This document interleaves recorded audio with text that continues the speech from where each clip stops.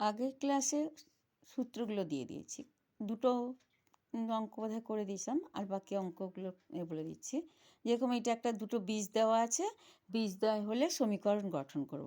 তাহলে আমরা কি জানি সূত্র হিসাবে, যে আলফা বিটা দুটো বীজ হলে সমীকরণটি হবে, মনে করি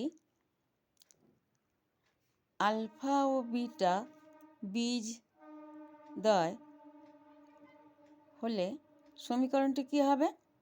সমীকরণটি সূত্রতে আছে, তবু আরেকবার করে দিচ্ছি, যে x square minus alpha plus beta x plus alpha beta equal to 0। তাহলে বীজদ্বয়ের যোগফল। তাহলে আমার অতএব সমীকরণটি, এখানে -4 আর -3 বীজদ্বয় হলে তাহলে সমীকরণটি হবে কি? সমীকরণটি হবে এক্স স্কোয়ার মাইনাস -4 -3 যোগ আলফা প্লাস বিটা, মানে -4 প্লাসে মাইনাসে minus x plus -4 into -3 equal to 0। তাহলে আমার সমান হয়ে যাবে, সমান কি হবে না, এক্স স্কোয়ার মাইনাসে +7x প্লাস মাইনাসে মাইনাসে +12 ইকুয়াল টু 0। তাই এখানে ছোটো করে লিখে দিয়েছি যে x square +7x +12 equal to 0। সমীকরণটি হয়ে গেল। ছোট করে লিখেছি, বুঝতে পারছো কিনা একটু দেখে নাও, কারণ পরের কোশ্চেন বলে দিয়েছি তো ওই জন্য।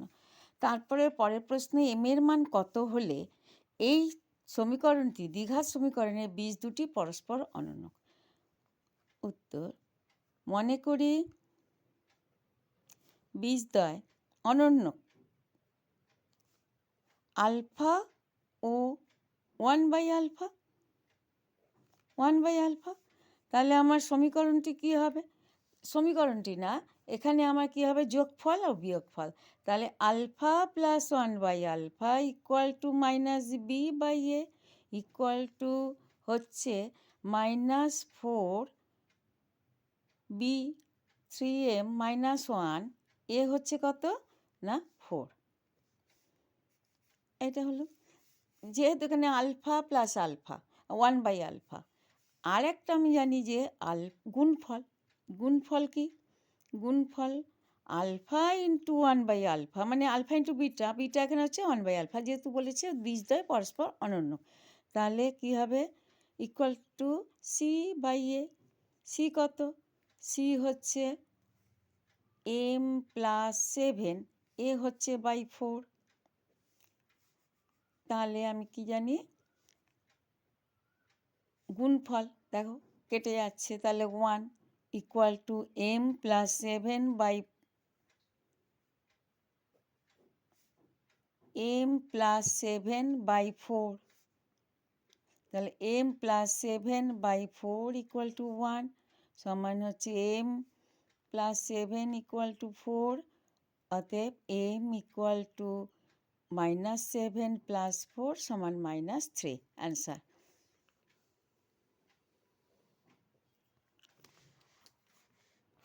আর একটা বড় কোশ্চেন দিয়েছে, এইটা প্রমাণ করতে হবে।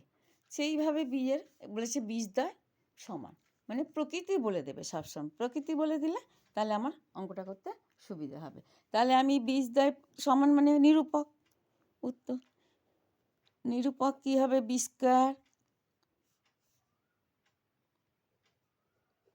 Square AC plus BD, b square -4 a মানে এটা, মানে এক্স স্কোয়ারের সহগ, তাহলে a square plus B square, এখানে স্কোয়ার প্লাস বি স্কোয়ার আছে, এ বলবো না, এক্স স্কোয়ারের সহগ, মানে এ। মূল সমীকরণটা কি না, A X square plus B X plus C, তাহলে 4 ইন্টু এ ইন্টু সি, তাহলে C square plus D square কী হবে, 0 হবে, 0 হবে।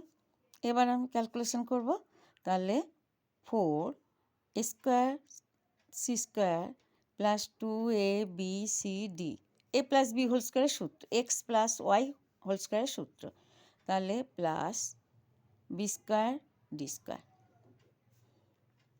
Minus 4 A square C square plus A square D square plus B square C square plus B square D square equal to 0 সমান 4 common চলে যাচ্ছে, দিয়ে A square C square plus 2ab cd plus B square D square minus a square C square plus minus a square D square minus b square C square minus b square D square equal to 0। তাহলে দেখো এইটা কেটে গেল, এইটা কেটে গেল, square C square কেটে গেল। তাহলে আমার পড়ে থাকবে কি? তাহলে 4 ওদিকে চলে গেলে 0 হয়ে যাবে, যেহেতু কমন নিয়ে নিয়েছি। তাহলে থাকবে কত না minus a square D square minus b square C square plus 2ab cd equal to 0। Minus common নিয়ে নেব, তাহলে square D square minus 2abcd plus B square C square equal to 0। তাহলে আমার মাইনাস ওদিকে চলে গেলে 0, 0-এর সঙ্গে গুণ হয়ে গেল -1। তাহলে A D minus B C whole square equal to 0। তাহলে A D minus B C equal to 0। তাহলে A D equal to B C. তাহলে বি দিয়ে A by B equal to C by D, এটাই প্রমাণ চেয়েছে, আমার প্রমাণিত হয়ে গেল। এই অবধি অঙ্কটা থাকলো। খালি এখানটা একটু ছোট করে এটা একটু বুঝে নেবে। X square plus 7x plus 12 equal to 0, এইটা হচ্ছে সমীকরণ। ঠিক আছে, এই অবধি থাকলো।